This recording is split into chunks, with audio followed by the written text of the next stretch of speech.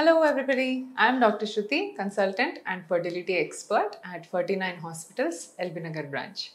So thank you andarki videos anni chustunnaru and manchi response istunnaru and this is driving me to make more and more videos, anni useful videos cheyalani inka exciting ga and inspiring ga anipistundi.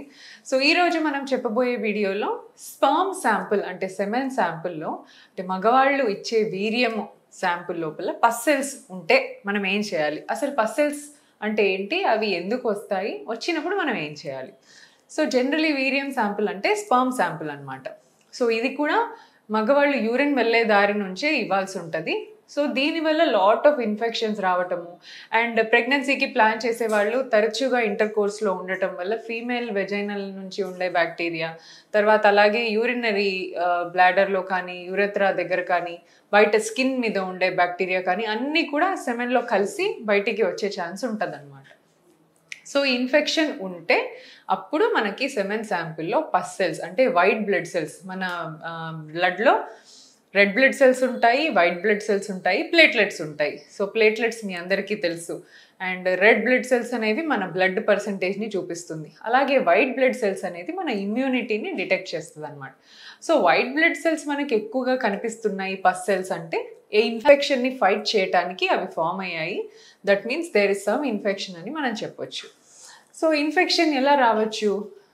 Maybe హైజీనిక్గా genital సరిగ్గా wash చేసుకోకపోయినా, వాటిని care చేసుకోకపోయినా, shaving సరిగ్గా లేకపోయినా, and inter కోర్స్లో ఉన్నప్పుడు inter course తర్వాత జెనైటల్స్ wash చేసుకోకపోయినా, వైఫ్కి ఇన్ఫెక్షన్ ఉండి మీరు కాండమ్ వేసుకోకుండా కలిస్తే ఆ ఇన్ఫెక్షన్ మీకు వచ్చే ఛాన్స్ ఉంటుంది అన్నమాట. సో అండ్ బాడీలో జనరల్గా కూడా మీకు ఫీవర్ ఉన్నా, ఏదో బాగా సెప్సిస్ లాంటిది ఉన్నా, వేరే ఎక్కడైనా బాగా ప్రాబ్లం ఉన్నా కూడా స్పర్మ్ శాంపుల్లో పస్ సెల్స్ రావచ్చు అనమాట. సో ఎలా తెలుస్తుంది అంటే మీరు ఇచ్చిన వీరియం శాంపుల్ని మైక్రోస్కోప్ కింద పెట్టి కణాలు ఎన్ని ఉన్నాయో మనం చెక్ చేస్తాం, సెమెన్ అనాలిసిస్ అంటాం. సో ఈ కణాలు చెక్ చేసే ప్రొసీజర్లోనే కణాలు ఎలా స్నేక్ లాగా ఉంటాయి, ఇలా చిన్నగా స్నేక్ లాగా, మీకు తెలుసు మంచి మూమెంట్ తోటి ఒక హెడ్ టెయిల్తో ఇలా మూవ్ అవుతూ ఉంటాయి. సో ఇలాంటి మధ్యలో రౌండ్గా సెల్స్ కనబడుతూ ఉంటాయి అన్నమాట. సో అన్ని స్పర్మ్ సెల్సే ఉండాలి ఐడియల్గా స్పర్మ్ శాంపుల్లో. బట్ అలా కాకుండా రౌండ్గా ఒక వైట్ బ్లడ్ సెల్ లాగా పెద్దగా కనిపిస్తూ ఉంటుంది. సో ఇలా సెల్స్ కనపడితే, రౌండ్ సెల్స్ కనపడితే పస్ సెల్స్ ఉన్నాయి అండ్ ఆ స్పర్మ్ శాంపుల్లో ఇన్ఫెక్షన్ ఉంది అని మీనింగ్. సో కొంతమంది ఏం చేస్తారు, ఇన్ఫెక్షన్ ఉంది అని తెలియగానే హస్బెండ్కి యాంటీబయాటిక్ ఇచ్చేస్తారు. జనరల్గా ఒక అన్నిటి మీద యాక్ట్ చేసేటట్టుగా ఒక యాంటీబయాటిక్ ఇచ్చేస్తారు అండ్ హస్బెండ్కి తక్కువ అయిపోతుంది. మళ్ళీ నెక్స్ట్ ఇంటర్ కోర్స్ జరిగిన తర్వాత మళ్ళీ పస్ సెల్స్ కనిపిస్తాయి. ఇలా ఎందుకు జరుగుతుంది అంటే because your treating only one of the partner, హస్బెండ్ని మాత్రమే ట్రీట్ చేస్తున్నారు. ఇన్ఫెక్షన్ వైఫ్ దగ్గర నుంచి వచ్చింటే, సో ఎప్పుడైనా కూడా స్పర్మ్ శాంపుల్లో మీకు పస్ సెల్స్ కనపడ్డా, ఫీమేల్ సెక్రీషన్స్లో ఏమైనా ఇన్ఫెక్షన్ ఉన్నా ఇద్దరిని యాజ్ ఎ కపుల్ ట్రీట్ చేయాలి. సో ఇద్దరికి ఇన్ఫెక్షన్ తగ్గుతుంది, అప్పుడు ఎవరికి కూడా మళ్ళీ ప్రాబ్లం రాదు. So do not treat single partner, ఎప్పుడు కూడా treat as a couple. So ఇలా కొంతమంది ఇస్తారు, కొంతమంది కపుల్కి ఇస్తారు. ఇంకొంతమంది ఏం చేస్తారంటే ఐడియలీ మనం ఏం చేయాలి, ఈ పస్ సెల్స్ని సెమెన్ని కల్చర్కి పంపించాలి. So they are so many bacteria, hundreds thousands of bacteria types ఉంటాయి. ఒక్కొక్క యాంటీబయాటిక్ ఒక్కొక్క బ్యాక్టీరియాకే పనిచేస్తుంది. సో మనం ఏం చేయాలంటే దీన్ని కల్చర్కి పంపించాలి.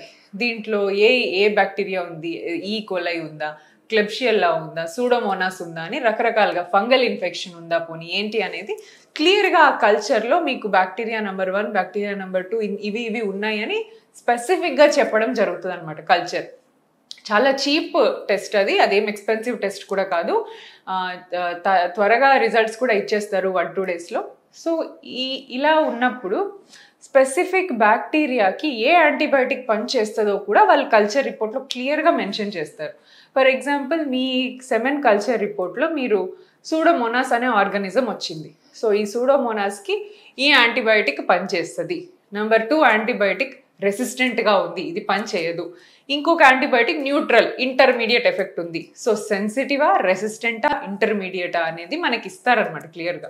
సో దీన్ని బట్టి మనం ఏదైతే మంచిగా సెన్సిటివ్ ఉన్న యాంటీబయాటిక్ని చూస్ చేస్తామో దాన్ని మనకు వాళ్ళకి కోర్స్ లాగా ఇస్తే కంప్లీట్గా ఇన్ఫెక్షన్ నయమైపోతుంది. ఇప్పుడు కొంతమంది కల్చర్ చేయకుండా రెగ్యులర్గా యాంటీబయాటిక్ ఇచ్చేస్తూ ఉంటారు, అలా కూడా చేయొచ్చు. బట్ ఇలా ఇస్తే కంప్లీట్ ఎరాడికేషన్ అయిపోతుంది, మీకు మళ్ళీ మళ్ళీ వచ్చే ఛాన్సెస్ ఉండదన్నమాట ఇన్ఫెక్షన్. ఇప్పుడు జనరల్గా ఇచ్చినప్పుడు అప్పటికప్పుడే తగ్గుతుంది, మళ్ళీ వచ్చేస్తూ ఉంటుంది. సో ఇలా తీసుకోవటం వల్ల రికరెంట్ ఇన్ఫెక్షన్స్ రాకుండా ఉంటాయి. అండ్ తరచుగా ఇలా సెమెన్లో మీకు పస్ సెల్స్ కనపడుతున్నాయి అంటే please think that diabetes is one of the option. Diabetes కూడా ఉండొచ్చు అని డౌట్ పడాలండి. When you have too much pus cells and too much urinary infections ఉన్నప్పుడు please rule out diabetes. So diabetes కూడా టెస్టింగ్ చేసుకోవడం important. Thank you so much.